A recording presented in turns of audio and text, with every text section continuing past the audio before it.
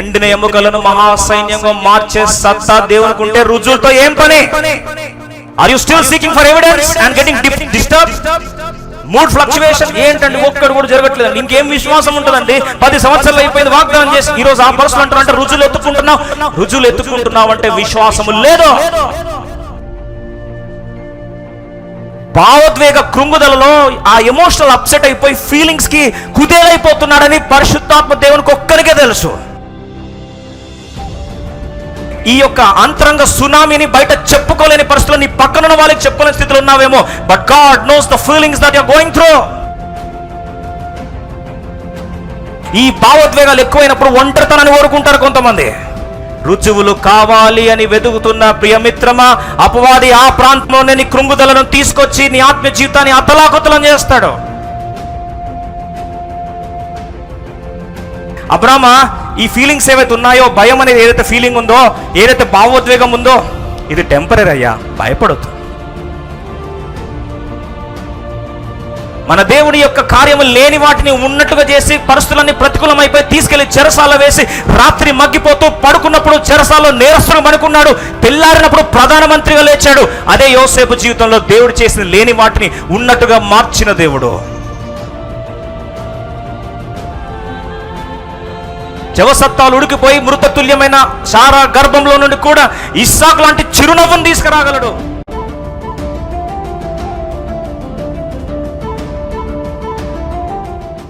నలభై 42వ కీర్తన 5వ వచనం అలాగే 11వ వచనాన్ని అందరము కలిసి ప్రార్థన పూర్వకంగా చదువుకుందాం. గంభీరమైన అంశం, అందరం కలిసి చదువుకుందాం. నా ప్రాణమా, నీవు ఏల కృంగి ఉన్నావు, నాలో నీవేళ తొందరపడుచున్నావు. దేవుని యందు నిరీక్షణ ఉంచుము, ఆయనే నా రక్షణకర్త అనియు నా దేవుడనియు చెప్పుకొనొచ్చు. ఇంకను నేను ఆయనను స్తుతించెదను. 11వ వచనం కూడా అందరం కలిసి చదువుదాం. నా ప్రాణమా, నీవేళ కృంగి ఉన్నావు, నాలో నీవేళ తొందరపడుచున్నావు. దేవుని యందు నిరీక్షణ ఉంచుము, ఆయనే నా రక్షణకర్త అనియు నా దేవుడు అనియు ఇంకను నేను ఆయనను స్తుతించెదను. చదివిన వాక్య భాగాన్ని దేవుడు దీవించి ప్రతి ఒక్కరితో దేవుడు మాట్లాడుగాక. ప్రియ సోదరి సోదరులారా, వాక్యం వింటున్న ఈ సందర్భంలో ప్రస్తుత దినాల్లో మనం చూస్తున్నట్లయితే ఈ తరమునకే కని విని ఊహించినంత రీతిలో ఒక భయంకరమైన కృంగుదల వైపు, మానసిక దిగ్భ్రాంతి వైపు, మానసిక సమస్యల వైపు మానవాళి పరిగెత్తుతుంది అంటే తప్పేమి కాదు. ఎందుకు అంటే గత దినాల్లో సర్వే చేస్తే సుమారు 61% ప్రజానికం ఒక భయంకరమైన మానసిక సమస్య, ఏదో ఒక సమస్య ద్వారా బాధపడతారు అని సర్వేలో తేల్చి చెప్పారు. ప్రస్తుత పరిస్థితుల్లో చూస్తే ఎక్కడ చూసినా సరే ఒకలాంటి అనిశ్చితి ధోరణి, ఏ పరిస్థితి కూడా చెప్పుకోవడానికి బాగలేదు. ఉద్యోగాలు చూస్తూ ఒక్కొక్కసారి పింక్ స్లిప్ ఇస్తున్నారు, ఆరోగ్యాలు క్షీణించిపోతున్నాయి. ఆకస్మిక వార్తలు వింటున్నా, భారతదేశం ఎటు పరిగెడుతుందో అర్థం కావట్లేదు. మొన్నటిదాకా 1,00,000 కేసులుంటే 2,00,000 కేసులు అయిపోయాయి. ఏమవుతుందో ఏమీ తోచని ఈ నిస్సహాయ స్థితిలో మనందరం వెళ్తున్న ఈ పరిస్థితిలో కీర్తనకారులు మనకు జ్ఞాపకం చేస్తున్న మాట ఏంటంటే, వారి ప్రాణంతో వారు చెప్తున్నారు, ఓ నా ప్రాణమా, ఏల కృంగి ఉన్నావు, నాలో ఏల తొందరపడుచున్నావు, ఎందుకమ్మా కంగారు పడుతున్నావని వారి ఆత్మతో వారు మాట్లాడుతున్నారు. ఉదయకాల సందర్భంలో మన కృంగుదలలో నుండి తిరిగి దేవుడు లేవనెత్తాలని ఆశ ఉంటే, బ్రతికించే వాక్యము నీ ప్రాణాత్మ దేహంలో కీళ్లను సైతము చొచ్చుకొని వెళ్ళాలని దేవుడు ఆశపడుతున్నాడు. నువ్వు అనుమతిస్తే నీ జీవితాన్ని ధైర్యపరిచి స్థిరపరిచి దేవుని యొక్క మాట చేత నీ విశ్వాసమును స్థిరపరచాలని దేవుడు ఆశపడుతున్నాడు. ఈ ఉదయకాల సందర్భంలో ఈ వాక్యము వింటున్న ఈ సందర్భంలో ఒక ప్రశ్న ఏంటంటే, కృంగుదల ఎలా జయించాలి? జీవితంలో చాలాసార్లు మనకున్న భ్రమ ఏంటంటే, కేవలం బలహీనులకు మాత్రమే కృంగుదల వస్తుంది, మానసికంగా అస్థిరులకు మాత్రమే కృంగుదల వస్తుంది, బలహీనమైన వారికి కృంగుదల వస్తుంది అని చాలాసార్లు భ్రమపడతాం. వాస్తవికంగా ఆలోచిస్తే అది అసత్యం. కృంగుదల అనేది ఎవరికైనా రావచ్చు. ఇంకో మాటలో చెప్పాలంటే, విజయ దుందుబి మోగించి కర్మేలు పర్వతం మీద విజయ శిఖరాగ్రాన్ని చేరిన ఏలియా కూడా ఆ కొండ దిగిన పిమ్మటే భయంకరమైన కృంగుదలకు వెళ్ళిపోయాడు. 4 రాజ్యులను గెలిచి, కదొర్లామర్ అనే క్రూర రాజును గెలిచి 5 దేశాలను రాజ్యాలను కాపాడుకొని తన సహోదరుని కుమారుని లోతును రక్షించుకున్న అబ్రాము తన సొంత సైన్యాన్ని ఒంటి చేత్తో వెళ్ళి 4 క్రూర రాజులను గెలిచి విజయదుందు మోగించుకొని వచ్చిన ఆ యొక్క అబ్రహాం 14వ అధ్యాయం దాటాడు, 15వ అధ్యాయానికి వచ్చాడు. ఆదికాండము 15వ అధ్యాయం 1వ వచనాన్ని అందరము కలిసి ప్రార్థన పూర్వకంగా ధ్యానించుకుందాం. Genesis chapter 15, reading all together verse 1. ఇది జరిగిన తరువాత యెహోవా వాక్యము అబ్రహామును దర్శనమందు వచ్చి, అబ్రామా భయపడకుము, నేను నీకు కేడమును, నీ బహుమానం అత్యధికమగునని చెప్పెను. ఇవి జరిగిన తరువాత యెహోవా వాక్యం, ఇవి జరిగిన తరువాత, ఈ పరిస్థితులన్నీ జరిగిన తర్వాత, విజయం పొందిన తర్వాత అబ్రహాము జీవితంలో తటస్థించిన మానసిక స్థితి ఏంటంటే భయపడిపోతున్నాడు. జీవితం మీద విరక్తి వచ్చేసింది, ఆశను కోల్పోయాడు. 2వ వచనం అంటాడు, అందుకు అబ్రహాము, ప్రభువైన యెహోవా నాకేమిచ్చినా ఏమిస్తే ఏమి లాభం. చాలాసార్లు మనకొచ్చే సమస్య ఏంటంటే, అయ్యా అబ్రహాము కృంగుదల గుండా వెళ్ళాడని ఎలా చెప్తారు అంటారు. కొంతమంది పాపము థియాలజీ బైబిల్ పండితులకు వచ్చే సమస్య ఏంటంటే, ఏలియానే కృంగుదల్లోకి వెళ్ళాడు కదా, అబ్రహాము ఎలా కృంగుదల వెళ్ళాడంటారని బహుశా సందేహం రావచ్చు, పొరపాటు ఏం లేదు. అయితే వాస్తవికంగా అర్థం చేసుకోవాల్సిన సత్యం ఏంటంటే, ఒక డాక్టర్ దగ్గరికి వెళ్ళిన తర్వాత నాకు ఆల్రెడీ ఫీవర్ వచ్చిందని చెప్తే డాక్టర్తో పని లేదు. డాక్టర్ దగ్గరికి వెళ్ళి లక్షణాలు చెప్తే ఆయనకు వచ్చే అదే క్వశ్చన్లకు ఆన్సర్ చెప్తే నీకు జ్వరమా, లేకపోతే కోవిడా, లేకపోతే ఇంకేమైనా మలేరియానా, ఇంకా పాడు రోగమా తను చెప్తాడు. అది డాక్టర్ బాధ్యత. అందుకొరకు రాయబడలేదు కదండి కృంగుదల అని. వాస్తవం చెప్పాలంటే ఏలియా కృంగుదల గురించి రాయబడలేదు. నా జీవితం చాలన్నాడు, అంతే. కంక్లూజన్కి వచ్చేసావు. మరి ఇక్కడ దగ్గర అబ్రహాం కృంగుదల కూడా వెళ్ళాడా అని కొంతమంది ధర్మ సందేహాలు వేస్తారు. ఒక మానసిక శాస్త్రవేత్తగా ఒక వ్యక్తి కృంగుదల ఉన్నాడా లేదా అని నిర్ధారించుకోవడానికి మాకు కొన్ని క్లాసిఫికేషన్స్ ఉంటాయి. క్లాసిఫికేషన్ అంటే దానికి కొన్ని లక్షణాలు చూస్తాం. ఈ లక్షణాలు ఉన్నాయా అంటే చెక్ లిస్ట్ ప్రకారము ఆ వ్యక్తి కృంగుదల ఉందా లేదా అని తేల్చుతారు. డయాగ్నాసిస్ అంటాం దాన్ని. ఆ డిఫరెన్షియల్ డయాగ్నాసిస్లో చూస్తే ఇప్పుడు అబ్రహాముకున్న లక్షణాలు ఒక్కొక్కసారి ఆలోచించండి. ఆయన భయపడిపోతున్నాడు, కృంగిపోతున్నాడు, వణికిపోతున్నాడు, భవిష్యత్ అంతా చిమ్మ చీకటి కనిపిస్తుంది. ఇప్పుడు అంతం గురించి ఆలోచిస్తున్నాడు, చచ్చిపోతే తర్వాత ఎవరైనా ఆలోచిస్తున్నారు, మరణం గురించి ఆలోచిస్తున్నాడు, దాని తర్వాత భవిష్యత్ అంతా అగమ్యగోచరం కనిపిస్తుంది. ఇప్పుడు ఎలియాల జరి కదా, భవిష్యత్తు ఇదేనా అని భవిష్యత్ అంతా అగమ్యగోచరం కనిపిస్తుంది. ఇంకో మాటలో ఆలోచిస్తే సాధారణమైన పనుల మీద కూడా ఆసక్తి లేదు. దాన్ని అనహెడోనియా అంటాం. అంటే సామాన్యంగా చేసే పనుల మీద ఇంట్రెస్ట్ రాదండి. అందుకో కృంగిపోయినప్పుడు ఈ లక్షణాలు ఉన్నాయా? ప్రియ సోదరి సోదరుడా, నువ్వు వింటున్నప్పుడు నీ కుటుంబంలో కానీ నీకు కానీ లక్షణాలు ఉంటే జాగ్రత్త. ఒక్కసారి వాక్యం విని నీ కొరకు ఇది తినబుద్ధి పుట్టించదు, తినబుద్ధి కాదు, తినాలని అనిపించదు, కొన్నిసార్లు ఎక్కువ తినేస్తావు. అలాగే చూడండి, నిద్రపోతే ఏంటి పరిస్థితి? 12వ వచనం, ప్రొద్దు గుంకు పోయినప్పుడు అబ్రహాముకు గాఢ నిద్ర పట్టను, భయంకరమైన కటిక చీకటి అతనిని కమ్మగా, నిద్ర డిస్టర్బ్ అయిపోయినాడు. ఆ చీకట్లో ఏం నిద్ర వస్తుందో అర్థం కావట్లేదు. ఆ నిద్ర డిస్టర్బ్ అయిపోయింది. లేదా నిద్ర పట్టదు, కొన్నిసార్లు ఎక్కువ నిద్రపోతారు, కొన్నిసార్లు తిని దిగదు, కొన్నిసార్లు ఎక్కువ తినేస్తాము, కొన్నిసార్లు ఇరిటేషన్ వచ్చేస్తుంది, ఇంకా జీవితం మీద విరక్తి వస్తుంది. ఎందుకు బ్రతకాలంటావు, బ్రతికి ఏం చేయాలంటావు, కొడుకిస్తే ఏం లాభం అంటావు. అందుకో కొన్నిసార్లు వైరాగ్యపు మాటలు మాట్లాడతారు. ఇంకా తర్వాత అంటాం ఇంకొద్దు, జీవితం వద్దు, విరక్తి వచ్చింది, నాకు వద్దు ఇంకా. ఇవన్నీ లక్షణాలు కృంగుదలలో కనిపించే సాధారణమైన లక్షణాలు. ఇంకొక మాటలో చూసినట్లయితే భవిష్యత్ అంతా అగమ్యగోచరం కనిపిస్తుంది, ఒంటరి వాడైపోయినట్టు భావన అనిపిస్తుంది, ఓడిపోయిన భావన కనిపిస్తుంది. కృంగుదలలో కొన్నిసార్లు సాధారణమైన పనుల మీద కూడా విరక్తి వచ్చి ఆసక్తి కోల్పోయి ఏమి చేయబుద్ధి కాదు, పని చేయబుద్ధి కాదు, బాధ తప్త హృదయముతో ఆ భావోద్వేగాలు తన్నుకొస్తాయి. ఇవన్నీ లక్షణాలు ఉన్నప్పుడు కృంగుదల అంటాం. అబ్రహాము జీవితంలో దేవుడు తన ధైర్యపరిచినప్పుడు కృంగుదల నుంచి లేవనెత్తడానికి వాడిన తొలి పరిష్కార మార్గం 1వ వచనం అందరం కలిసి చదువుకుందాం. ఆదికాండం 15వ అధ్యాయం 1వ వచనాన్ని అందరం కలిసి చదువుకుందాం. ఇవి జరిగిన తరువాత యెహోవా వాక్యము అబ్రహామును దర్శనమందు వచ్చి, బాగా వినండి, అబ్రహామా భయపడకుము, భయపడొద్దయ్యా. మొదటిగా ఆలోచిస్తే కృంగుదలలో కనిపించే మొదటి సమస్య ఏంటంటే భావోద్వేగాలు కుదేలైపోతాయి. భయం లేని వ్యక్తికి భయం వస్తుంది, కంగారు వస్తుంది, అక్కడక్కడ దడదడగా అనిపిస్తుంది.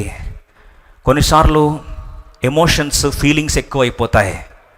Fear is an emotion. భయం అనేది ఒక భావం, భావోద్వేగ అనుభూతి. దేవుడు మొదటిగా దేన్ని హ్యాండిల్ చేస్తున్నాడు? పరిశుద్ధాత్మ దేవుని యొక్క క్లినికల్ ట్రీట్మెంట్ ఎంత బాగుందో నాకు కొన్నిసార్లు అనిపిస్తుంది. ఎంత గొప్ప సైకాలజిస్ట్ కదా దేవుడు. ఎంత బాగా జవాబిస్తున్నాడు చూడండి. మొదటిగా ఆయన ఏది బాధపడుతున్నాడో, భావోద్వేగంగా ఏది డిస్టర్బ్ అయ్యాడో, మొదటిగా దాని ఉద్దేశించి భయపడొద్దు. వాస్తవంగా చెప్పాలంటే బైబిల్లో మొట్టమొదటిసారిగా భయపడొద్దు అని రాయబడిన మొదటి ప్రాంతం ఆదికాండం 15వ అధ్యాయం 1వ వచనం. అది ఎప్పుడు కాంటెక్స్ట్ కూడా రాశాడు. ఇవన్నీ జరిగిన తర్వాత, అంటే విజయం పొందిన తర్వాత కూడా కృంగిపోయాడు. అంటే మీరు అనొచ్చు, విజయం పొందిన వారికి కృంగుదల ఎలా వస్తుందని. వాస్తవ సత్యం చెప్పాలని ఆశపడుతున్నా. విజయము పొందిన తర్వాత ఒక శూరుడు కానీ, ఒక దిగ్గజం కానీ, ఎవరన్నా వ్యక్తి ఏదైనా సాధించి, బిరుదులు సంపాదించి, డిగ్రీలు సంపాదించి, ఏదైనా ఉన్నత శిఖరాగ్ర స్థాయికి వెళ్ళి ఒంటి చేతి ఏదైనా సాధించాడు అంటే దాని వెనుకల కన్నీటి యాతనలు, గుండె కోతలు, భావోద్వేగ సమ్మేళనము, సముద్రాలు దాటి వచ్చాడన్న సత్యాన్ని బైబిల్ జ్ఞాపకం చేస్తుంది. చాలాసార్లు బయట కనిపించే చిరునవ్వు ముందు అది చూసి మోసపోతావు, కానీ వెనుకల ఎన్ని కన్నీటి ఆర్తనాదాలు ఉన్నాయో, ఎంత నరక యాతన అనుభవించారో, ఎన్ని బాధలు అనుభవించారో ఆ వ్యక్తి హృదయం లోపలికి వెళ్తే అర్థమవుతుంది. చాలాసార్లు బయట జరిగే తరుణాలు చూసి మనం ఆశ్చర్యపోతాం. అంటే గొప్ప వీరుడండి, అబ్బా అసలు ఆయనకి ఏం కష్టాలు లేవండి, ఎంత బాగున్నాడని చాలాసార్లు భ్రమపడతాం. వాస్తవ సత్యం ఏంటంటే దాని వెనుకల దాగున్న కన్నీటి యాతన, నరక యాతన, పడుతున్న వేదన ఆ వ్యక్తికి ఒక్కని తెలుసు, పరిశుద్ధాత్మ దేవునికి ఒక్కని తెలుసు. అందుకొరకే ఎవరికి అర్థం కాలేదు. వాస్తవంగా మీతో ఎవరైనా వస్తే, ఆదరించడానికి వస్తే చూస్తూ నవ్వే వాళ్ళు. ఎందుకు తెలుసా అండి? ఈ వ్యక్తి అంటే 4 దేశాలు గడగడలాడుతున్నాయి, 5 దేశాలకు రాజులు వణికిపోయి ఈయన రారాజుగా గుర్తించారు. ప్రజలందరి దృష్టిలో ఈయన శూరుడు, కానీ పరిశుద్ధాత్మకు తెలుసు ఈయన భావోద్వేగ వర్షంలో మునిగిపోయాడు. భావోద్వేగ కృంగుదలలో ఆ ఎమోషనల్ అప్సెట్ అయిపోయి ఫీలింగ్స్కి కుదేలైపోతున్నాడని పరిశుద్ధాత్మ దేవునికి ఒక్కరికే తెలుసు. Only God knows the feelings that you are going through. బయట చెప్పుకోలేని భావోద్వేగాలు ఉండొచ్చేమో ఈ రోజు ఉదయకాల సందర్భంలో. ప్రియ సోదరి సోదరుడా, ఈ వాక్యం నీ కొరకే. ఇప్పుడు వాక్యం వింటున్నావు, కానీ లోపల జరిగే ఈ యొక్క అంతరంగ సునామీని బయట చెప్పుకోలేని పరిస్థితుల్లో, నీ పక్కన వాళ్ళకి చెప్పుకోలేని స్థితిలో ఉన్నావేమో. But God knows the feelings that you are going through. ఎందుకంటే దేవుడు కూడా అటువంటి భావోద్వేగాల గుండనే వెళ్ళాడు. వాక్ సత్యం చెప్పే సత్యం ఏంటంటే, అయ్యా నీ చిత్తమైతే గిన్నె నా నుండి తొలగిపోనిమన్నప్పుడు చెమట కాస్త రక్తముగా మార్చబడిన భావోద్వేగ వర్షమునకు మునిగి తేలిన యేసుక్రీస్తు ప్రభువారు నీ బాధలను అర్థం చేసుకునే దేవుడు అన్న సత్యాన్ని మరొకసారి దేవుని దాసుకు జ్ఞాపకం చేస్తున్నాను. ఈరోజు ప్రశ్న ఏంటంటే, ఈ ఫీలింగ్స్ ఎప్పుడైతే బాధపడుతున్నాడో, ఒక మాట గమనించినట్లయితే యెహోవా వాక్యము అబ్రహాము దగ్గరకు వచ్చి దర్శనమందు చెప్తున్న మొదటి మాట ఏంటంటే, అబ్రహామా ఈ ఫీలింగ్స్ ఏవైతే ఉన్నాయో, భయం అనేది ఏదైతే ఫీలింగ్ ఉందో, ఏదైతే భావోద్వేగం ఉందో, ఇది టెంపరీ అయ్యా, భయపడొద్దు. ఈ ఫీలింగ్స్కి కుదేలైపోవాల్సిన అవసరం లేదు. అందుకొరకు 12వ వచనం చూడండి. పొద్దుగుంకు పోయినప్పుడు అబ్రహాముకు గాఢ నిద్ర పట్టెను, భయంకరమైన కట్టిక చీకటి అతని కమ్మగా. ఈ ఫీలింగ్స్లో చీకటి వాతావరణం లోయలో పడేసినట్లు నీకు ఒక భయాందోళన వాతావరణంలో ఇంకా బయటికి రాలేవు అనే ఫీలింగ్లో ఉన్నావా అబ్రహాము? భయపడొద్దు, ఇది తాత్కాలికమే. అందుకొరకే బైబిల్లో మనం గత వారం చూస్తూ వచ్చాం, ఫీలింగ్స్ గుండా వెళ్తున్నప్పుడు తాత్కాలికమైన ఈ యొక్క భావోద్వేగానికి దీర్ఘకాలికమైన తీర్మానాలు చేసి నీ జీవితాన్ని నాశనం చేసుకోవద్దని దేవుడు మరొకసారి జ్ఞాపకం చేస్తున్నాడు. సాక్షాత్తు యేసుప్రభువు అరణ్యంలో శోధించబడుతున్నప్పుడు అపవాదు వచ్చి శోధిస్తున్నాడు. ఏమన్నాడండి? నువ్వు దేవుడు అయితే ఏం లేదు, నువ్వేం చేయాలి, ఈ రాయిని రొట్టెగా మార్చుకో. చేశాడండి దేవుడు. ఫీలింగ్స్కి రియాక్ట్ అయ్యాడా? ఫీలింగ్స్ బట్టి, భావాల బట్టి ఆయన తీర్మానం చేసుకొని ఉంటే యేసుప్రభు చరిత్ర పరిచర్య ఆరంభంలోనే నాశనం అయిపోయేది. రెండోసారి అన్నాడు, నువ్వు దేవుడు అయితే ఉన్నత శిఖరం తీసుకెళ్ళి ఫీలింగ్ ముందు. ఆ ఫీలింగ్ ఎంత బాగుంది కదండి, ఫీల్ గుడ్ ఫ్యాక్టర్. ఇది కావాలా, నాకు ఒకసారి నమస్కారం చేయి, ఇవంతా నీకు ఇచ్చేస్తాను. రాయబడి ఉన్నది వాక్యానికి ప్రథమ స్థానం ఇచ్చాడు. ఫీలింగ్స్ అన్నీ తాత్కాలికమండి. వాక్యము నిన్న నేడు నిరంతరం ఏకరీతిగా ఉండబోతుంది. భూమి ఆకాశము గతించిపోతుంది, ఫీలింగ్స్ మారిపోతాయి. అందుకొరకు కీర్తనకారుడు 30 కీర్తనలో మనందరికీ బాగుపరిచయం 5వ వచనంలో అంటాడు, 30 కీర్తన 5వ వచనంలో, ఆయన కోపము నిమిషం మాత్రం ఉండును, ఆయన దయ ఆయుష్కాలం అంతా ఉండును. కోపం ఎంత? నిమిషం మాత్రం ఉంటుంది. ఫీలింగ్స్ అన్ని నిమిషాలే. సాయంకాలం ఏడుపు వచ్చి రాత్రి ఉండినను ఉదయమున సంతోషము కలుగును. రాత్రి వచ్చే ఏడుపుకి జీవితం తనువు చాలిస్తే మరి ఉదయకాలం సంతోషం ఎవరు చూడాలి? అందుకొరకే భావోద్వేగాలు తాత్కాలికమైన సత్యాన్ని యేసుప్రభువు వారు మనకు ఆయన శోధించబడుతున్న సందర్భంలో బోధిస్తూ వచ్చాడు. ప్రియమిత్రమా, ఈరోజు భావోద్వేగాలకు బాధపడుతున్నావా? ఫీలింగ్స్ బట్టి నువ్వు రియాక్ట్ అయితే నువ్వు దేవుని కార్యాన్ని చూడలేవు, దేవుని మహిమను చూడలేవు. కొన్ని దినాల క్రితం నా జీవితంలో జరిగిన సంఘటన దేవుడు నాతో మాట్లాడుతూ వచ్చింది, మీకు చెప్పాలని ఆశపడుతున్నా. ఒక కూడిక యవనస్తుల రిట్రీట్ జరుగుతూ ఉంది. సుమారు 4000 మంది ఉన్నారు. ఎంతో ప్రార్థనపూర్వకంగా ఉపవాసాలు ఉండి ప్రార్థన చేసుకొని వెళ్తున్నప్పుడు దేవుడు మాట్లాడుతూ వచ్చాడు. శోధిస్తాడు అపవాది, జాగ్రత్త అని.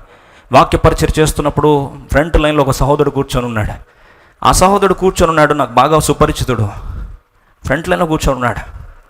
15 నిమిషాల్లో బాగానే విన్నాడండి. తర్వాత ఆ బ్రదర్ డైరీ బైబిల్ పట్టుకొని వెళ్ళిపోయాడండి. అబ్రప్ట్గా లేచి వెళ్ళిపోయాడు 15 నిమిషాలు. వాస్తవికంగా వాక్యం చాలా తారస్థాయికి వెళ్తుంది. ఈ వ్యక్తి బైబిల్ తీసుకున్నాడు, సాంగ్ బుక్ తీసుకొని వెళ్ళిపోయాడండి. అంతే, నేను డిస్టర్బ్ అయిపోయాను. ఏమైంది, వాక్యం సరిగ్గా చెప్పట్లేదా, అసలు ఏమవుతుంది, ఎందుకు ఇలా అయింది, ఆ వ్యక్తి మంచివాడు కదా, వాక్యం వినాలని చాలా ఆశ కదా, ఎందుకు ఇలా జరిగింది, నాకు అంత డిస్టర్బెన్స్ థాట్స్ వస్తూ ఉన్నాయండి. ఫీలింగ్స్ అన్నీ మారిపోతున్నాయి. వాక్యం చెప్పడానికి నాకు ధైర్యం సరిపోవట్లేదు. ఒకలాంటి కాన్ఫిడెన్స్ దెబ్బతినింది. చాలా రకాలుగా ఆలోచనలు వస్తూ ఉన్నాయి. అప్పుడు దేవుడు మాట్లాడుతూ ఉన్నాడు, నువ్వు మనిషిని చూస్తున్నావా, ప్రభా క్షమించి అన్నాను. రెండోది అన్నాడు, ఆ మనిషిని చూస్తూ వచ్చిన ఫీలింగ్స్ బట్టి చెప్తున్నావు వాక్యం, దేవుని వాక్యం రాయబడి ఉన్నదని చెప్పింది చెప్పాల్సింది నువ్వు వాక్యం అయితే ఈరోజు ఫీలింగ్స్ బట్టి నువ్వు డిస్టర్బ్ అవుతున్నావా అని పరిశుద్ధాత్మను గద్దించాడు. ఒక 15 నిమిషాల ఘర్షణ జరిగింది. తర్వాత దేవునికి అప్పగించుకున్నాను, ఆత్మదేవుని స్వాతంత్రానికి అప్పగించుకొని వాక్యపరిచయం అయిపోయిన తర్వాత బలమైన వాక్యం విడుదల చేయబడింది. సుమారు 500కు పైగా తీర్మానాలు చేసుకున్నారు ఆ కూడికలో.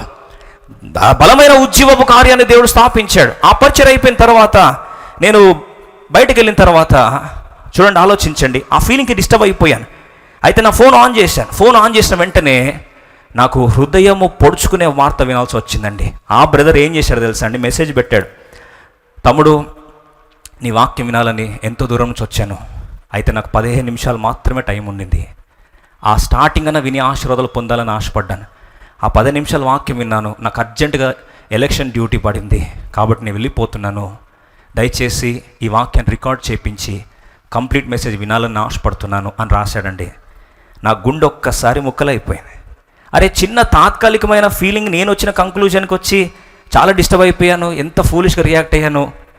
నేను ఆత్మదేవునికి అప్పగించుకున్నప్పుడు ఫీలింగ్స్ బట్టి వెళ్ళొద్దని బోధిస్తున్న నేనే డిస్టర్బ్ అయ్యానని చాలాసార్లు అప్పుడు బాధపడుతూ వచ్చాను. అటు తర్వాత దేవుడు మాట్లాడుతూ వచ్చాడు, టెల్ దిస్ టు ఎవ్రీవన్, ప్రతి ఒక్కరు చెప్పు, we should not be concern about the feelings. తాత్కాలికమైన మారిపోతే కొన్నిసార్లు మనమే అపార్థం చేసుకుంటాం. అలా అపార్థం చేసుకొని దయచేసి నీ యొక్క పరిచర్యను పాడు చేసుకోవద్దని దేవుడు మాట్లాడుతూ వచ్చాడు, జ్ఞాపకం చేస్తూ వచ్చాడు. అప్పుడు దేవుడు నన్ను ధైర్యపరుస్తూ వచ్చాడు. అటు తర్వాత ఒక ప్రాంతానికి వెళ్ళినప్పుడు ఒక సోదరుడు పరిగెత్తుకుంటూ వచ్చాడు, అన్న పలాని సంవత్సరం పలాని ప్రాంతంలో యూత్ రిట్రీట్ జరిగినప్పుడు మీరు వాక్య పరిచర్య చేశారు, ఆ రోజు నేను రక్షించబడ్డాను, ఒక అన్యుడిగా వచ్చి నేను రక్షించబడ్డాను, ఈరోజు నా కుటుంబం అంతా రక్షించబడింది, నేను దేవుని సేవ చేస్తున్నాను సరికి ఎంత సంతోషం అనిపించినప్పుడు రోజు మాట్లాడుతూ వచ్చాడు. ఆ రోజు డిస్టర్బ్ అయిపోయి ఉంటే, ఆత్మదేవుని స్వాధీనంలో ఉండి నీ ఫీలింగ్స్ కంట్రోల్లోకి వెళ్ళిపోయి ఉంటే ఏం చేసేవాడివి? ప్రియ సోదరి సోదరుడా, don't be led by your feelings, because feelings are temporary and they are subtle, they will change any moment. అందుకొరకే కొన్నిసార్లు బాధ ఉంది నేను చేయలేను అంటావు, నాకు ఫీలింగ్ మూడు బాగాలేదండి ఈరోజు, ఇంకా నేను మూడు బాగాలేదు ఇంకా కాబట్టి 3 వచ్చేదాకా వెయిట్ చేస్తాను. అది ఎట్లుంటుందో తెలుసా అండి, చల్లనీళ్ళు ఉన్నాయనుకోండి వాష్రూమ్ బాత్రూంలో, చలికాలం కదా, ఆ నీళ్ళు నాకు 3 వచ్చేదాకా అప్పుడు చల్లగా ఉన్నాయి, నీళ్ళు పోసుకోవడం కష్టం, వెయిట్ చేస్తా అంటే ఎప్పటికి రాదు 3. ఏం చేయాలి? పోయి నీళ్ళు తీసి పోసుకోవాలి. అప్పుడు ఆటోమేటిక్గా ఏమొస్తుంది, మిగతా నీళ్ళంతా చెంబంతా పోసుకుంటాం. మన జీవితాలు ఆత్మీయ జీవితాలు కూడా అంతే. కొన్నిసార్లు ప్రార్థన చెప్పబుద్ధి అవ్వట్లేదండి, వాక్యం కూడా వినబుద్ధి అవ్వట్లేదు, అస్సలు ఇంట్రెస్ట్ రావట్లే, పక్కా డిప్రెషన్లో ఉన్నాం. వినబుద్ధి అవ్వట్లేదండి, అందుకొరకు పెడుతున్నాను కానీ నాకేమీ ఎక్కడం లేదు అని. ఎక్కడం లేదా, అయినా విను, ఏమి నష్టం లేదు, వాక్యం విను, దేవుని వాక్యం నీకు విడుదల కలిగిస్తుంది. వాక్యం నుంచి పారిపోద్దు, ప్రార్థన నుంచి పారిపోద్దు, సహవాసం నుంచి పారిపోవద్దు. అందుకొరకే ఈ భావోద్వేగాలు ఎక్కువైనప్పుడు ఒంటరితనాన్ని కోరుకుంటారు కొంతమంది. చేయలేదా అండి, అందరిని వదిలేసి పనులను వదిలేసి ఒంటరిగా బదరీ వృక్షం కిందకి వెళ్ళిపోయి ఒంటరి కూర్చుంటున్నారంట. ఈరోజు అట్లాంటి పనులు చేస్తుండే జాగ్రత్త, దేవుడు జ్ఞాపకం చేస్తున్నాడు, don't be driven by your feelings because they are temporary, they will change. మరి రెండో మాట చూసి ఈరోజు ముగించుకుందాం. సమయం లేని కారణం చేత క్లుప్తంగా చూసుకొని ఈ అంశాన్ని ప్రభు అనుమతించే కొద్ది మనం లోతుగా ధ్యానించి భవిష్యత్ దినాల్లో కృంగుదలకు ఎవరు కూడా ఆహుతి కాకుండాట్లు దేవుడి వాక్యాన్ని దీవించును గాక. రెండో తలం చూస్తాం, ఆదికాండం 15వ అధ్యాయం 5వ వచనం అందరం కలిసి చదువుదాం. మరియు ఆయన వెలుపలికి అతనిని తీసుకుని వచ్చి, బాగా వినండి, వెలుపలికి ఆయన తీసుకుని వచ్చి, నీవు ఆకాశము వైపు తేరి చూచి నక్షత్రములు లెక్కించుటకు నీ చేతనైతే లెక్కించుమని చెప్పి నీ సంతానము అలాగునవునని చెప్పాను. బాగా వినండి, బయటకు తీసుకొచ్చిన వెంటనే మనకి ఎక్కడ చూస్తామంటే బయట చూస్తాం, మానవ నైజం అది, బయటకు తీసుకొస్తే బయట చూస్తాం. ఇప్పుడు దేవుడు ఏమంటున్నాడంటే బయటకు తీసుకొచ్చి పైకి చూడమంటున్నాడు. అంటే బయటకు వచ్చి పైకి చూస్తే ఏం కనిపిస్తున్నాయండి? నక్షత్రాలు కనిపిస్తున్నాయి, లెక్కబెట్టమన్నాడు. ఒక కామన్ సెన్స్ ప్రశ్న అడుగుతున్నాను, బయటకు వచ్చిన తర్వాత నక్షత్రాలు కనిపిస్తున్నాయంటే బయట తెల్లారిందా లేదా చీకటిగా ఉందా? ఏమున్నట్టు అర్థం? రాత్రి అయితేనే నక్షత్రాలు కనిపిస్తాయి అంటే, ఇంకో మాటలో చెప్పాలంటే, బయటకు వెళ్ళి చూస్తే బయటకు దేవుడు తీసుకొచ్చాడు, కానీ బయటకు తీసుకొచ్చినప్పుడు ఏం కనిపిస్తుందండి? బయటంతా చీకటిగా ఉంది. ఒక మాట చెప్పాలని ఆశపడుతున్నా. ఆయన మనసులో చూస్తే పడుకుంటే చీకటి, 12వ వచనం, భయంకరమైన కటిక చీకటి. సరే, అది పక్కన పెడితే, ఇప్పుడు యెహోవా దేవుడు అబ్రాము పట్టుకొని బయటకు తీసుకొస్తే, ఈ బయట నుంచి నక్షత్రాలు చూడమంటున్నానంటే బయట ఏముందండి? అవును, చీకటి అంటే మనకు నచ్చదు. కానీ నక్షత్రాలు చూడాలంటే ఎప్పుడు చూడాలండి? చీకట్లోనే చూడాలి. ఆత్మీయ మర్మం దాగుందండి, జాగ్రత్తగా ఆలోచించండి. కొద్దిగా మనసు పెట్టి ఆలోచిస్తా. రెండో తలంపు చాలా ప్రాముఖ్యమైంది. లోపల ఫీలింగ్స్ చూస్తావు నువ్వు, అది కటిక చీకటి. తర్వాత బయటకు తీసుకొచ్చి దేవుడు పైకి చూడమంటే, మన మానవ నైజం ఏంటంటే, పైకి చూడక ముందు ఈ బయట ఏముంటుందండి? చీకటి ఉంటుంది. చీకటి మనకు నచ్చదు. దుఃఖపు పరిస్థితులు మనకు నచ్చదు. బయటంతా వాతావరణం ఒకలాగా శోక సంద్రం అయిపోతే మనకు నచ్చదు. ఏదన్నా బాధకరమైంది మన చుట్టూ మోహరించుకుంటుందంటే మనకు నచ్చదు.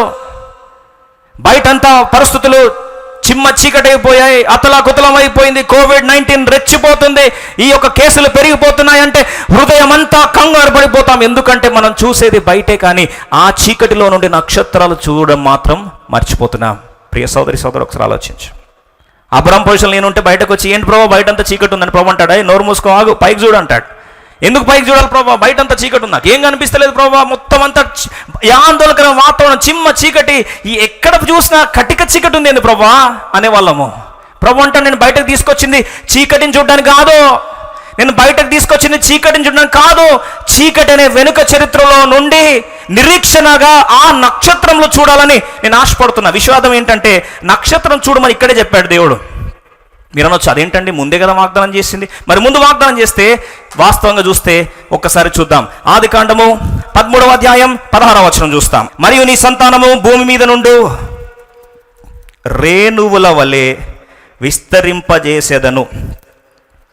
ఎట్లనగా ఒకడు భూమి మీద నుండి రేణువులను లెక్కింపగలిగిన ఎడల నీ సంతానం కూడా లెక్కింపవచ్చును. మొదటిగా దేవుడు చెప్పింది ఏంటంటే, అబ్రాము తీసుకొచ్చి, అబ్రాము డైరెక్ట్గా పైకి చూపించలే. బయట ఏం చూపించాడండి? ఇసుక రేణువులు అంటే దుమ్ము, మట్టిని చూపించాడు. ఈ రేణువులు చూడు, మట్టిని చూడాలంటే ఏంటంటే ఆకాశం చూడాలంటే, మట్టి అంటే మట్టిని ఎక్కడ చూడాలి? కింద చూడాలి.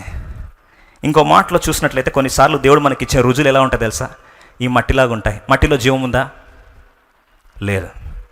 మట్టిలో శక్తి ఉందా? లేదు. మట్టిలో ఆత్మ ఉందా? లేదు. అందుకొరకే మన దేవుడు ఎవరు అంటే, మనకిచ్చే రుజువులు ఎలా ఉంటాయి తెలుసా అండి? బయట కనిపిస్తున్నప్పుడు అది కటిక చీకటి, మట్టి లాంటి పరిస్థితుల్లో ప్రభు అన్నాడు, అబ్రాము ఇంతవరకు నువ్వు మట్టిని చూసావు చాలు, రుజువుల కొరకు ఏరుకుంటున్నావు చాలు. విషాదం చెప్పమంటారా? 12వ అధ్యాయంలో అబ్రామా రా బయటకు రా, నేను చూపించబోయే దేశానికి పరిగెత్తు అంటే, రా అంటే ఇంప్లిసిట్గా నిరాక్షేపం ఇదే చూపించి ఎటు వెళ్ళాలో తెలియకనే అడుగులేస్తూ విశ్వాసంతో బయలుదేరడం రుజువులు అడిగాడా? అడగలేదు. ఆరంభంలో మనందరి యాత్రడంతే రుజువులు అడగము.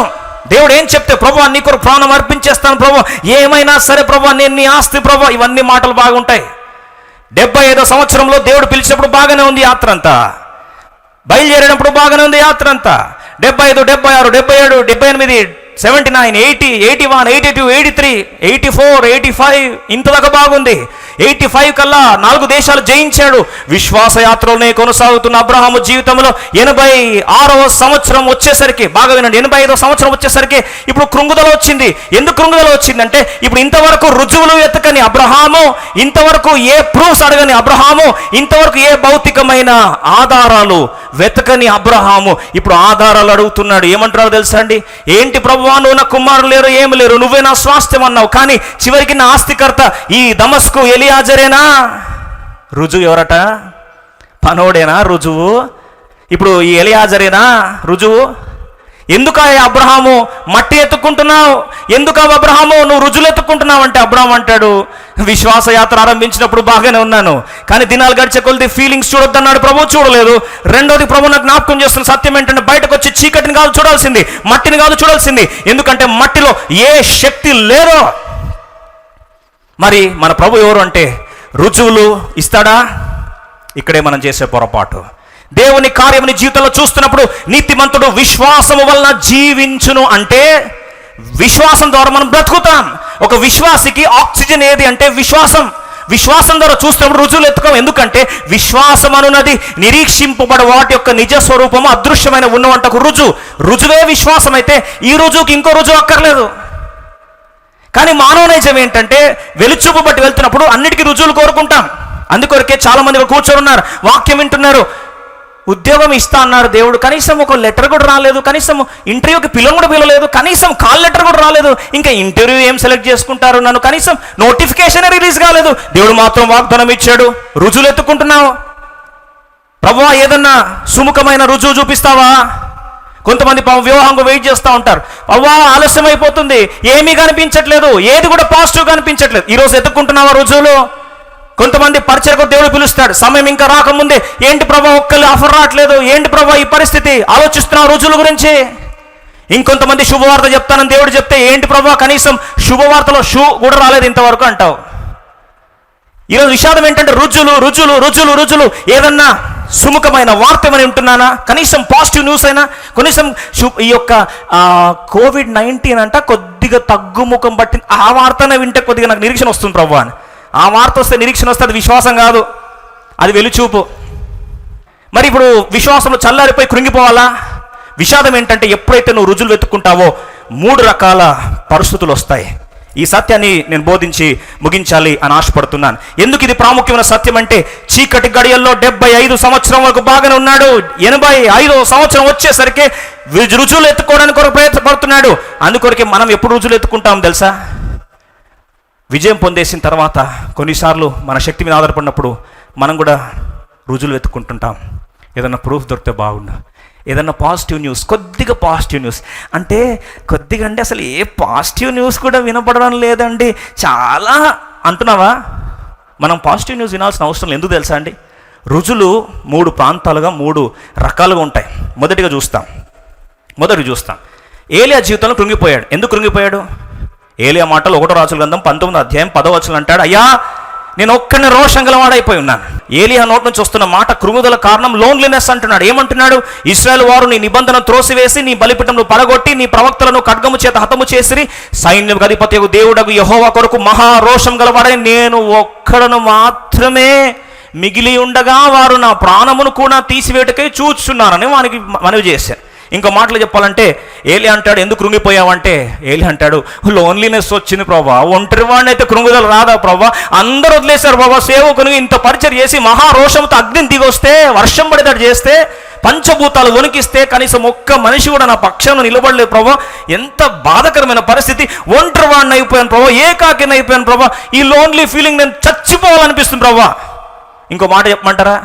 పనోడిని దూరం పెట్టింది కూడా ఈయనే, మళ్ళీ పనోడిని దూరం పెట్టింది ఈయనే, అరే రావద్దురా అని చెప్పి దూరం పెట్టాడు, మళ్ళీ వచ్చి ఏమంటాడండి, ఒక్కడే మిగిలిన ప్రభా, కనీసం పనోడు వచ్చాడు కదా నీతో పాటు అంటే. పనోడు ఉంటే కూడా రుజువు కనబడదు కొన్నిసార్లు.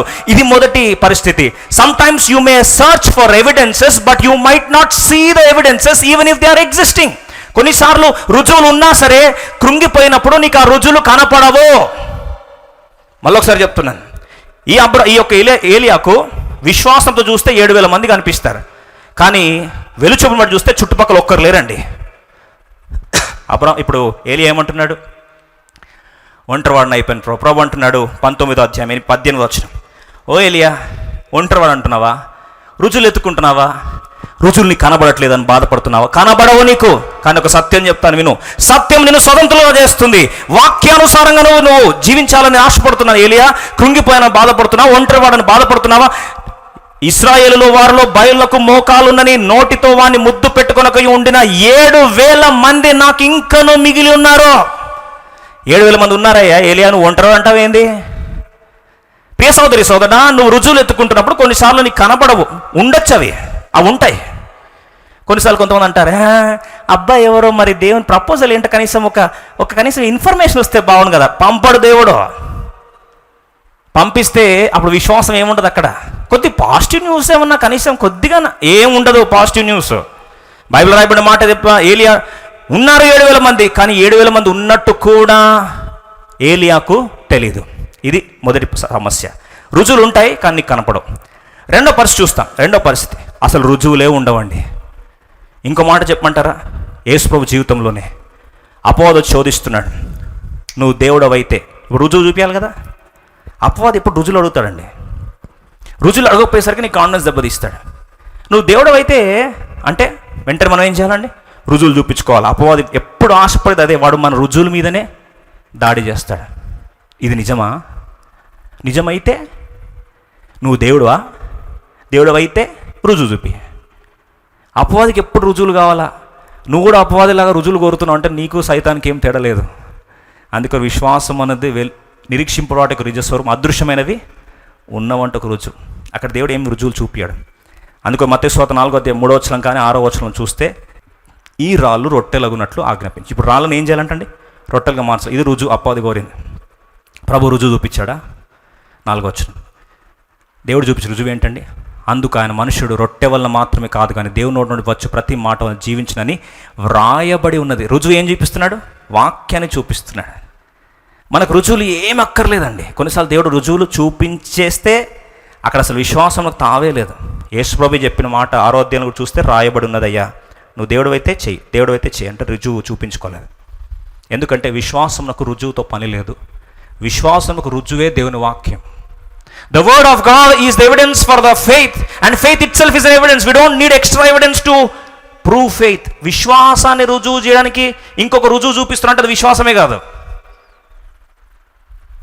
If you are trying to provide evidence for an already existing evidence, it means that is not an evidence. బహుశా లాజిక్ అర్థమై ఉండొచ్చు. రుజువుకి ఇంకొక రుజువు చూపిస్తున్నామంటే మొదటిదన్నా డౌట్ అయి ఉండాలి. అందుకో విశ్వాసం ఉన్నప్పుడు రుజువులు అక్కర్లేదండి. అందుకో దేవుడు ఏం చూపించలేదు.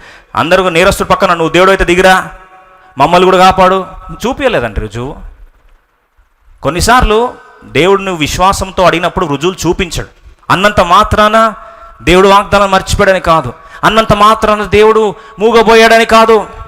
మూడో సన్నివేశం చెప్తాను. మొదటిది రుజువులు ఉంటాయి కానీ నీకు కనపడవు.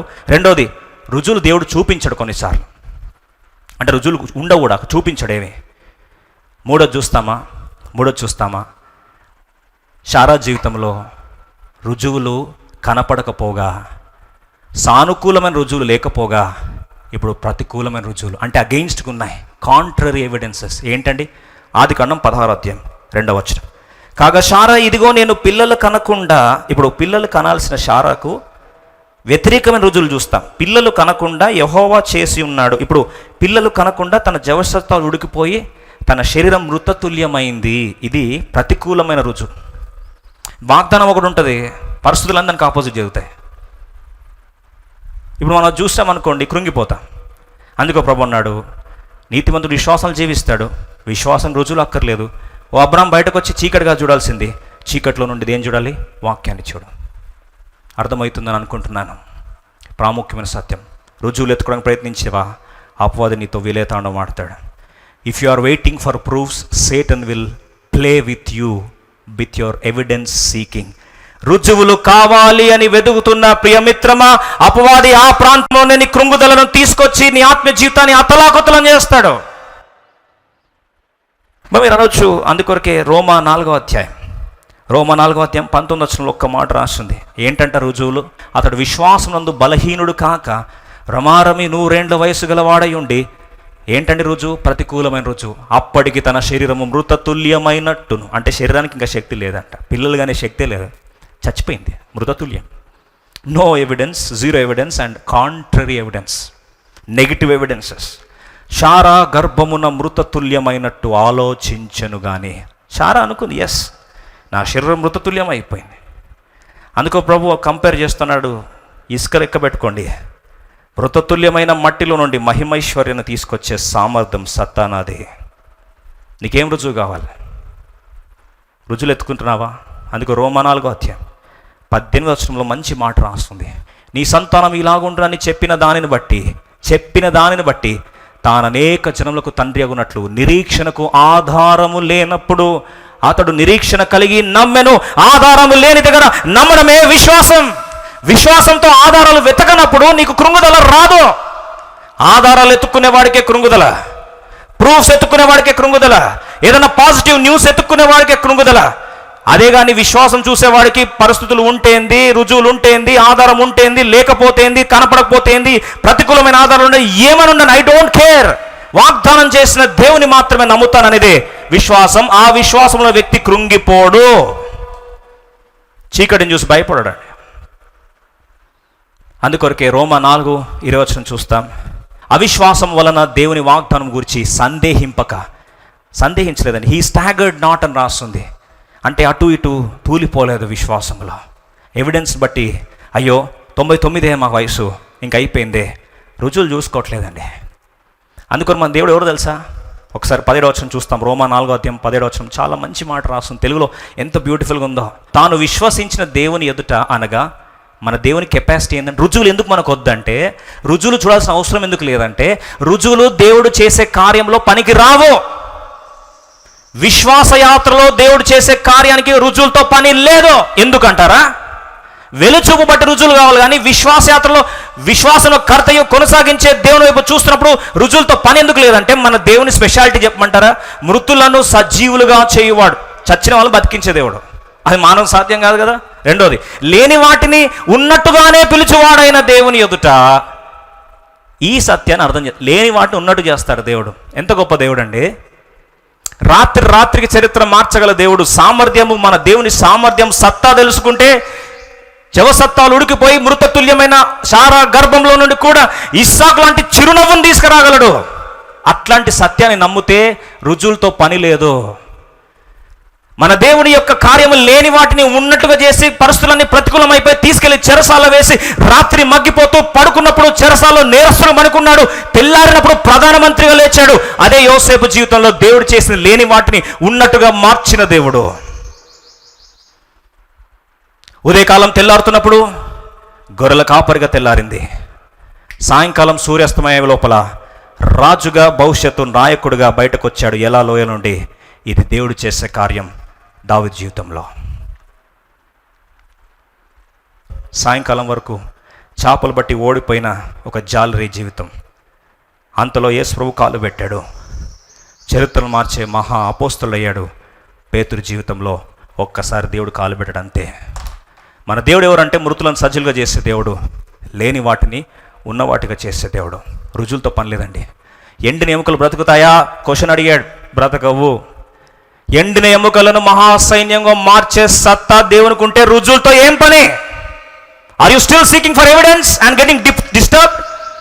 మూడ్ ఫ్లక్చువేషన్ ఏంటండి? ఒక్కడు కూడా జరగట్లేదండి. ఇంకేం విశ్వాసం ఉంటుందండి? 10 సంవత్సరాలు అయిపోయింది వాగ్దానం చేసి, ఈరోజు ఆ పరుసలు అంటారు అంటే రుజువులు ఎత్తుకుంటున్నావు అంటే విశ్వాసము లేదు. దేవుని చేయాలనుకున్న కార్యానికి రుజువులతో పని లేదు. ఎందుకంటే దేవుని సామర్థ్యం, సత్తా ఏంటంటే మృతులను సజీలుగా చేసే దేవుడు, మట్టిలో నుండి మహిమైశ్వర్యం తీసుకొచ్చే దేవుడు, మర్త్యమైన దాన్ని అమర్త్యంగా మార్చే దేవుడు, క్షయమైన దాన్ని అక్షయంగా మార్చే దేవుడు. మన దేవుడు ఎవరంటే ఎండిన ఎముకలను మహాసైన్యంగా మార్చే దేవుడు. మన దేవుడు ఎవరంటే లేని వాటిని ఉన్నట్టుగా మార్చే దేవుడు. మన దేవుని సామర్థ్యం ఏంటంటే శూన్యములో నుండి సమస్తాన్ని సృష్టించగల సమర్థుడు, మనం ఆరాధించే దేవుడు. అర్థమవుతుందండి సత్యం? ఆ సత్యం అర్థం చేసుకుంటే దేవుని వాగ్దానాలను 2 మాటలు చెప్తాను, ముగించేస్తాను. దేవుని వాగ్దానము దేవుని సమయంలో, దేవుని మార్గంలో నెరవేర్చుకుంటాడు. I repeat once again, God's promises will be fulfilled in God's timing and in God's ways. దానికి సందేహాలు, రుజువులు పని లేదు, సమయాలు చూసాల్సిన అవసరం లేదు. వాగ్దానం ఇస్తే చేస్తాడు. భూమి అని ఆకాశం అని గతించిపోతుంది, కానీ దేవుని నోటి నుంచి వచ్చిన ఒక్క మాట కూడా గతించిపోదన్న సత్యాన్ని మరొకసారి దేవుని దాసు జ్ఞాపకం చేస్తున్నాను. 2015 సంవత్సరం సెంట్రల్ అమెరికాలో జరిగిన సంఘటన చెప్పి ముగించేస్తాను. 2015 సంవత్సరం సెంట్రల్ అమెరికాలో ఒక మిషనరీ పరిచయం చేస్తూ ఉంది. తన పేరు కెండ్రా డౌట్. సెంట్రల్ అమెరికా ప్రాంతంలో కెండ్రా డౌట్ అనే దైవజనురాలు పరిచయం చేస్తూ ఉంది. 2015 సంవత్సరం డిసెంబర్ మాసం. ఒక ధనవంతుడు, కోటీశ్వరుడు, తను మెయిల్ పెట్టాడు, అమ్మా నీ పరిచయకి ఏదైనా హెల్ప్ చేయాలని ఆశపడుతున్నా, నాకు దేవుడు ప్రేరేపించకొలది నేను షిప్లో వేసి పంపించాలని ఆశపడుతున్నా అని చెప్పి ఒక షిప్ కంటైనర్ అంతా బుక్ చేసుకున్నాడు. దాంట్లో ఫిల్ చేశాడు, మెయిల్ పెట్టాడు, అమ్మా షిప్లో సామాన్లన్నీ వేశాను, షిప్ బయలుదేరుతుంది, త్వరలో రాబోతుంది, అమ్మ కలెక్ట్ చేసుకొని చెప్పాడు. 2015 సంవత్సరం డిసెంబర్ 26వ తారీఖు ఈ యొక్క ఓడ బయలుదేరింది. 1 సంవత్సరం, 2 సంవత్సరాలు, సుమారు 2019వ సంవత్సరం రానే వచ్చింది. ఆగస్టు నెల కల్లా ఈ యొక్క ఓడ సెంట్రల్ అమెరికా తీరాన్ని తాకింది. జాగ్రత్త వినాలని మనవి చేస్తున్నాను. 2019 ఆగస్ట్ నెల ఎప్పుడైతే ఓడ తీరాన్ని తాకిందో ఈ అప్డేట్ కూడా తనకు వచ్చింది. ఆగస్ట్ అయిపోయింది, సెప్టెంబర్ కల్లా బర్తింగ్ జరిగింది. ఆ యొక్క డిసెంబార్కేషన్ జరిగింది. కంటైనర్ని మొత్తం దింపారు. కంటైనర్ దింపిన తర్వాత సెప్టెంబర్ నెల ఇమిగ్రేషన్ వారు, కస్టమ్స్ వారు వెంటనే వచ్చి ఆ కంటైనర్ని సీజ్ చేసేశారు, అబాండన్మెంట్లో పడేశారు. బాగా వినండి, ఆ లెటర్ వచ్చింది 2019. ఆయన దేవుని ప్రేరేపించబడి 2015లో షిప్ని పంపిస్తే ఎంత విషాదకరమైన వార్త వినాల్సి వచ్చింది. దైవజనరాలు బాధపడుతుంది. ఆ సందర్భంలో సెప్టెంబర్లో అబాండన్మెంట్ అయిపోయింది, అక్టోబర్ అయిపోయింది, నవంబర్ అయిపోయింది, డిసెంబర్ 2020 సంవత్సరం కూడా వచ్చేసింది. జనవరి కూడా ఏమీ అప్డేట్ లేదు, ఫిబ్రవరి ఏమీ అప్డేట్ లేదు, మార్చ్ రానే వచ్చింది. అంతలోపు భయంకరమైన వార్త ఏంటంటే చుట్టుపక్కల పరిస్థితులన్నీ విషాద ఛాయలు అలుముకున్నాయి. 1000 మంది కోవిడ్ కేసెస్ పాజిటివ్ అయిపోయాయి. లాక్డౌన్ ప్రకటించేశారు. హాస్పిటల్ అన్ని చేతులు ఎత్తేసాయి. ఇప్పుడు ఈమె పరిచర్య చేయడానికి కొరకు మిషనరీ సువార్థికురాలు దైవజనరాలకి ఏమీ లేదు. మార్చి 26వ తారీఖు ఉదయకాలం 8 గంటలకు తన క్వైట్ టైం ముగించుకొని ప్రేయర్ చేస్తున్నాడు. దేవుడు అన్నాడు, మెయిల్ ఓపెన్ చేయి. మెయిల్ ఓపెన్ చేసిన తను మెయిల్ ఓపెన్ చేసేసరికి లెటర్ వచ్చింది. అమ్మ, 2015 సంవత్సరంలో ఏ కంటైనర్ అయితే బయలుదేరారో, ఏదైతే సీజ్ అయిపోయిందో, అబాండన్ అయిపోయిందో దాన్ని రిలీజ్ చేశారు, వచ్చి దయచేసి కలెక్ట్ చేసుకోండి అన్నారు. ఏమనుకుంది, ఈ పరిస్థితిలో కలెక్ట్ చేసుకొని నేనేం చేయాలి? ఎప్పుడో 2015లో పంపించారు. ఎప్పుడో 2019 ఆగస్టులో వచ్చింది, సెప్టెంబర్లో వచ్చింది. సెప్టెంబర్లో అబాండన్ అయిపోయింది. ఇంకేం చేసుకోవాలి? చూడండి, రుజువులు ఎత్తుకుంటున్నప్పుడు సుముఖంగా రుజువులు కనబడలేదు. తర్వాత రుజువులు వ్యతిరేకమైపోయాయి. చివరికి ఉన్న రుజువులు కూడా పోయిన తర్వాత, ఆశలు అయిన తర్వాత అకస్మాత్తుగా వార్త వచ్చింది. సరే అని చెప్పి వెళ్ళింది. తన ఐడి కార్డ్ చూపించింది, తన ట్రస్ట్ డీటెయిల్స్ అని రాసిన తర్వాత కంటైనర్ ఏముందని చెప్పి తెరుద్దామంటే వాళ్ళన్నారు, లారీలు తీసుకొని రండి. అన్ని లారీస్ తీసుకొని వచ్చారు. ఆ కంటైనర్ ఏముందని చెప్పి ఓపెన్ చేశారంతే. బాగా వినండి, హృదయాలు గగురుపాటు, వెంట్రుకలు పొడుచుకునే వార్త వినింది. ఏం తెలుసా అండి, 50,000 మాస్కులు అండి, ఫేస్ మాస్కులు దాంట్లో ఉన్నాయి. 44,000 గ్లౌజెస్ ఉన్నాయి. కొన్ని టన్నుల ఆక్సిజన్ కాన్సన్ట్రేట్స్ ఉన్నాయి సిలిండర్స్తో పాటు. 2,200 గౌన్స్ ఉన్నాయి, మెడికల్ గౌన్స్ ఉన్నాయి, పీపీఈ కిట్స్ ఉన్నాయి. ఇవన్నీ సరే అనుకుంటే ఐసీయూ బెడ్స్ ఉన్నాయి. ఏంటని చెప్పి ఆశ్చర్యపోయి చూస్తూ ఉంటే ఒక్కసారి సరఫరా చేద్దామని లారీలు ఎక్కించారు, తీసుకెళ్లి డిస్ట్రిబ్యూట్ చేద్దామంటే ప్రభుత్వం వాళ్ళు చేతులు ఎత్తేసి, అయ్యా క్రైసిస్ ఎత్తుకోలేకపోతున్నాం, తట్టుకోలేకపోతున్నాం, ఆదుకోండి అంటున్న ప్రభుత్వానికి, ఆదుకోండి అంటున్న ప్రజావళికి, ఆ యొక్క ప్రజలందరికీ ఈ సత్య సువార్తను ప్రకటించే విశ్వాస వీరనారిమని 19 పబ్లిక్ హాస్పిటల్స్కి సప్లై చేసింది. ఒక్కసారి వార్తంతా ఒక్కసారి గుండెలాగిపోయి అందరికీ, ఇలా ఎవరు సప్లై చేస్తున్నారండి? ఈ టైంలో ఎలా వచ్చిందంటే 2015లో దేవుడు ప్రేరేపించాడు. ఈ యొక్క యాత్రలో వారిని ఆదుకోవడానికి దేవుడు పావులు ఎప్పుడు గదిపాడంటే 2015 సంవత్సరంలోనే, 5 సంవత్సరాల క్రితం గదిపాడు దేవుడు. విశ్వాసంలో ఒకసారి వాగ్దానం చేస్తే దాని వెనుకల దేవుడు ఏది శాసించాలో, కాలచక్రాన్ని అతీతుడైన దేవుడు నీ పక్షమున యుద్ధం చేస్తున్న సత్యాన్ని అర్థం చేసుకోవాల్సిన మరొకసారి మనవి చేస్తున్నాను. ఆమె ఆశ్చర్యపోయింది, ఏం చేయాలో అర్థం కావట్లేదు. ప్రభుత్వ యంత్రాంగం 19 పబ్లిక్ హాస్పిటల్కి సప్లై చేస్తే వాళ్ళందరూ చేతులు ఎత్తి దండం పెట్టి, అమ్మ నువ్వు లేకపోతే మా ప్రాణాలు ఎవరు కాపాడేవారు? అప్పుడేమో సాక్ష్యం ఇచ్చింది, నన్ను కాపాడిన దేవుడే ఆ రక్షకుడు, నిజ రక్షకుడు. యేసుక్రీస్తు విశ్వాసం ఉంచు, నీవు నీ ఇంటి వారు రక్షింపబడదు.